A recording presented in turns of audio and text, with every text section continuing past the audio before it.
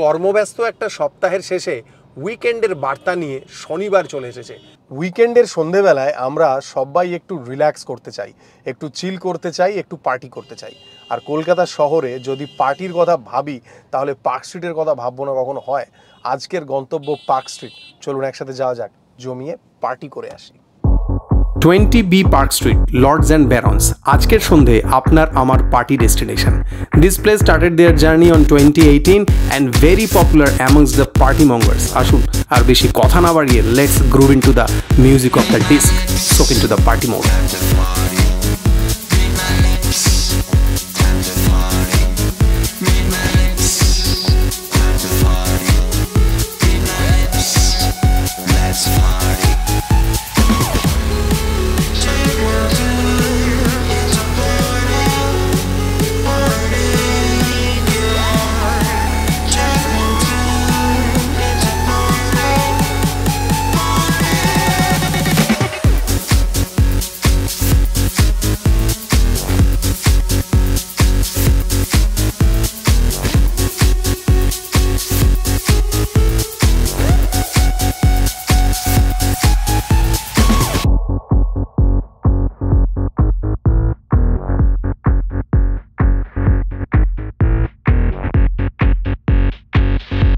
This boy is amazing, তাই না?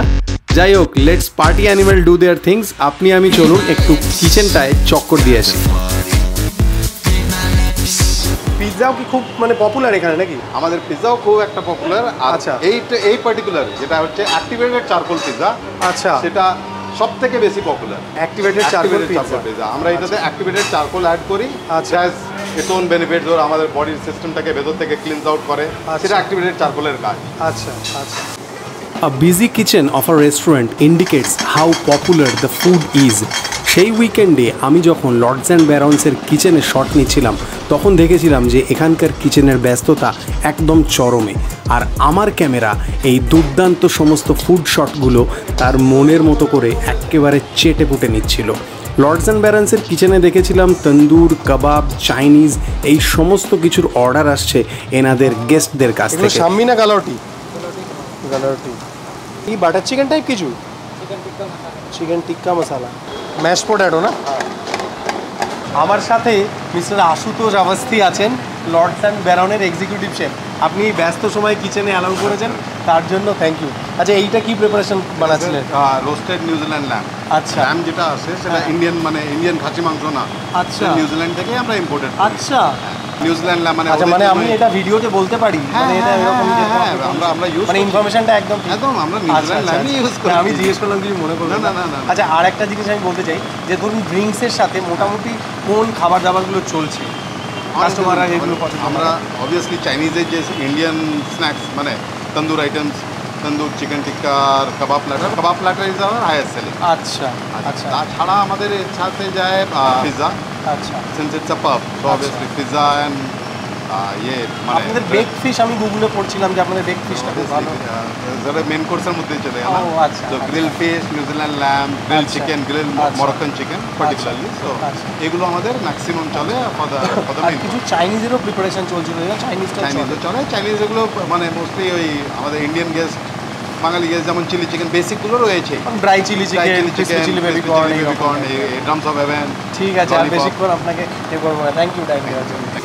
এইবারে কিচেন থেকে বেরিয়ে লর্ডস অ্যান্ড ব্যারন্সের লাউঞ্জে যাওয়ার সময় হয়েছে। ডিস্ক ছাড়াও লর্ডস অ্যান্ড ব্যারন্সের একটা লাউঞ্জ বারও আছে, আসুন সেখানে একবার ঢুঁ মারি।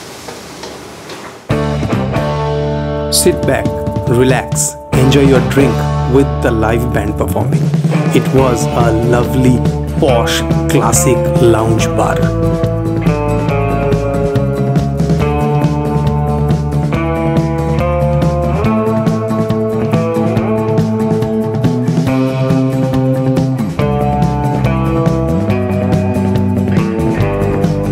এই অ্যাম্বিয়েন্সে একটা পশ ব্যাপার আছে, কিন্তু তার সাথে একটা ইলেকট্রিফাইং ব্যাপারও আছে।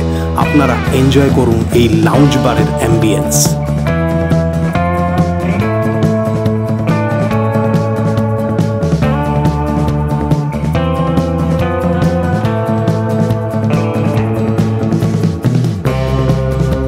এরপরে আমি পাশের পিডিআর অর্থাৎ প্রাইভেট ডাইনিং রুমে গেলাম। কারণ আমার খাবার সেখানেই সার্ভ করে দেওয়া হয়েছে। কন্টিনেন্টাল, ইটালিয়ান, ইন্ডিয়ান, তন্দুর এবং বাঙালি এই সব কিছু দিয়ে আমার সেদিনের ডিনার লর্ডস অ্যান্ড ব্যারন্স থেকে পরিবেশন করা হয়েছিল।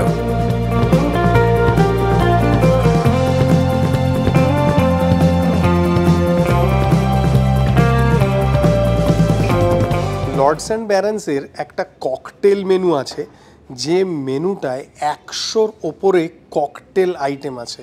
বাপরে বাপ, প্রচুর পরিমাণ ককটেল আইটেম। ভিডিও শুরুতে কি বলেছিলাম যে পার্টি মানেই পার্ক স্ট্রিট, আর পার্ক স্ট্রিটে 20B পার্ক স্ট্রিটে লর্ডস অ্যান্ড ব্যারন, এটা একটা থিম পাব কাম নাইট ক্লাব। নিচে অর্থাৎ লেভেল 1-এ এনাদের ডিস্ক আছে, সেখানকার ড্রিঙ্কসের মেনু হচ্ছে এইটা। আর লেভেল 2-তে যেখানে এখন আমি বসে আছি সেইটা ওদের লাউঞ্জ বার, সেখানকার ড্রিঙ্কের মেনু কিন্তু এইটা। এই দুটো মেনু উইথ ফুড মেনু আমি নিচে ডেসক্রিপশন বক্সে এর লিঙ্ক দিয়ে দেবো। তারপর আপনার যেরকম পছন্দ পার্টিতে এসে সেরকম ড্রিঙ্ক অর্ডার করবেন, ককটেল, মকটেল অথবা হার্ড ড্রিঙ্ক যেটা আপনি চান। আর খাবার দাবার এখানে নানা রকমের লোভনীয় খাবার পাওয়া যায়। আমি এখন যে জায়গাটায় বসে আছি সেই জায়গাটা হচ্ছে পিডিআর। কেউ যদি চান এখানে প্রাইভেট পার্টি অ্যারেঞ্জ করতে পারেন। এই জায়গাটা লাউঞ্জ বারের জাস্ট সংলগ্ন আর কি। আমার আর তর্স হয়েছে না, কারণ প্রচুর খাবার দাবার সামনে রাখা আছে। বাংলা বাস্কেট, বাঙালি স্বাদের নানা রকমের ভাজাভুজি। এখানকার গ্রিলড ফিশ বেশ জনপ্রিয়, আমি সেই গ্রিলড ফিশও নিয়ে নিয়েছি। Activated charcoal thin crust pizza, এটা কিন্তু আমি আজকে ভেজ পিৎজা নিয়েছি। তন্দুরি প্ল্যাটার আছে, 4 রকমের কাবাব 3 পিস করে। রোস্টেড নিউজিল্যান্ড ল্যাম্ব, এই পার্টিকুলার আইটেমটার জন্য নিউজিল্যান্ড থেকে মাংসটা আসে। বাংলা বাস্কেট যেটা আছে সেইটায় বাঙালি স্বাদের ভাজাভুজি আছে, বিভিন্ন রকমের ফিশ চপ আছে, চিকেন কাটলেট আছে, এবং তার সাথে আছে আমাদের চিকেন পকোড়া আর চটপাটা আলু অর্থাৎ ফ্রেঞ্চ ফ্রাইকে বেশ একটা মশলা টশলা মেখে দিয়েছেন।